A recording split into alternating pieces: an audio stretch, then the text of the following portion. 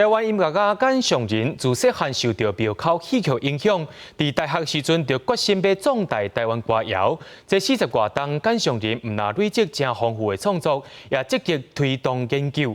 清华大学的图书馆也特别规划唱咱的歌简尚仁的台湾音乐之路，透过展览，让大家了解简尚仁伫台湾音乐的贡献。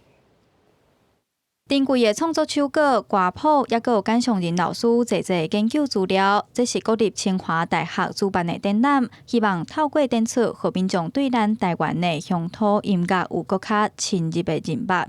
老师的生平记事，我都把它列出来让大家了解。那我们也希望可以借由这次的展览，让大家认识对台湾的传统音乐有更多的认识跟接纳，这样子。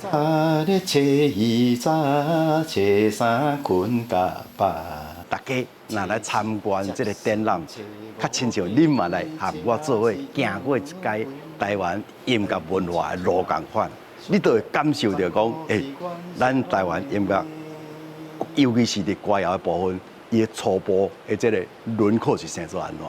台湾港语、庙口戏曲，也有南北馆传统歌谣的旋律，深深留伫简尚仁的脑海。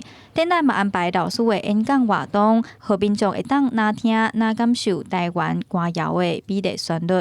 啊，这个9月2号迄天特别嘛要办一个演讲会，哦，为下晡2点开始。这个主题就是要来讲简尚仁的台湾音乐之路，嘿嘿，大家来看。 我哪讲会哪唱，哪弹哪唱，哦，讲我的行过路，就亲像台湾音乐的路共款。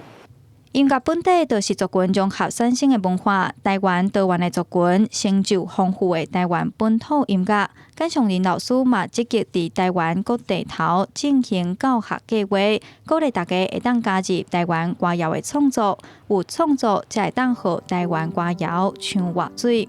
记者杨淑晴、张学水新竹报道。